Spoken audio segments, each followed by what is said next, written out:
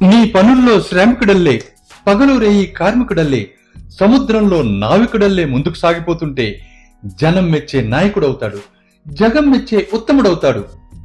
ఈ పాట గుర్తుందా? పవన్ కళ్యాణ్ హీరోగా నటించిన బాలు సినిమాలోనిది. ఒక్క పాటలో 3 లైన్లలో నాయకుడి లక్షణాలు చెప్పిన పవన్ కి నిజ జీవితంలో నాయకుడిగా ఎలా ఉండాలో తెలీదా? ప్రశ్నిస్తా ప్రశ్నిస్తా అన్న పవన్ ప్రశ్నించేందుకే మిగిలిపోతున్నాడా? మాటల్లో తప్ప చేతల్లో ఏం చూపించలేకపోతున్నాడా? కనీసం ప్రశ్నలకు సమాధానం చెప్పే స్థైర్యం కూడా లేదా? మొన్నటి ప్రెస్ మీట్ తర్వాత అందరి మదిని తొలుస్తున్న ప్రశ్న ఇదే. అభిమానులందరినీ పోగేసి భగత్ సింగ్ ఆదర్శం అంటూ స్పీచ్ ఇచ్చి జనసేన అంటూ ఓ పార్టీ పెట్టాడు. ఎన్నికల్లో పోటీ చేయడమే తర్వాయి అనుకున్న సమయంలో సైకిల్ ఎక్కి కమలంకి జై కొట్టాడు. పోనీలే ప్రశ్నిస్తా అన్నాడు కదా, తేడా వస్తే కడిగేస్తాడులే అనుకుంటే కేవలం ప్రశ్నించడం మాత్రమే మిగిలింది. పగలు రేవి కార్మికుడల్లే, సముద్రంలో నావికుడల్లే అని పాడావు కదా, కనీసం అందులో 50% అయినా పాటిస్తున్నావా? పార్టీ పెట్టి 1.5 ఏడాది దాటినా జనం మధ్యకి ఒక్కసారైనా వచ్చావా కళ్యాణ్ బాబు? ఏమైనా అంటే నీ ఫ్యాన్స్ అంతెత్తులు లేస్తారు. అభిమాన నటుడని వెనకేసుకు రావచ్చు గాని చీటికి మాటికి బెదిరింపులకు దిగితే ఎలా?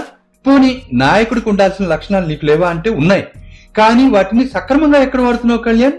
అడపాదడపా మీడియా ముందుకొచ్చి ఎడా పెడా పార్టీ నేతల్ని కడిగేస్తే ఓ నేతగా నీ పని అయిపోతుందని అనుకుంటున్నావా? ఒక్కసారైనా ప్రజల్లో తిరిగావా? వారి అభిప్రాయాలు సేకరించావా? ఎందుకంటే చెమటోడ్చి పాదయాత్ర చేస్తేనే వైఎస్ఆర్ ముఖ్యమంత్రి కాగలిగాడు.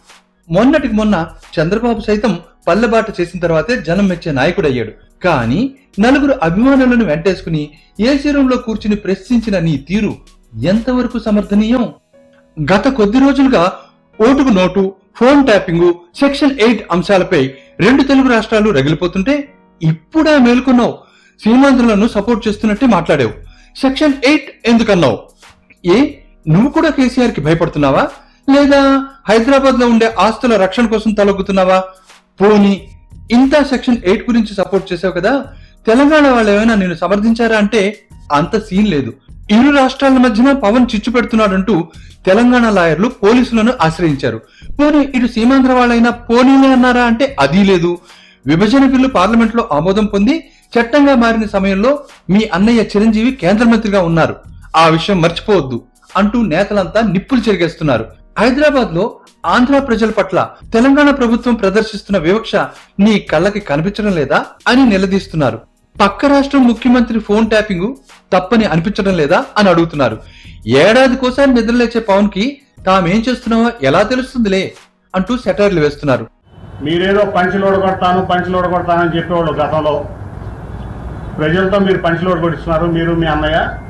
తర్వాత ఈ రోజున మళ్ళీ సీమాంధ్ర ప్రజలు మోసం చేయడానికి, మీ ఆస్తుల్ని మీ అన్నింటినీ కాపాడుకోవడానికి, మీ సినిమాలు అక్కడ ఆడించుకోవడానికి కోసమో, మీ ఆస్తులు కాపాడుకోవడం కోసమో, కేసీఆర్ని కాకాపడడం కోసం ఈరోజు సెక్షన్ 8 వద్దంటారు, సీమాంధ్రలు అవమానపరుస్తారు.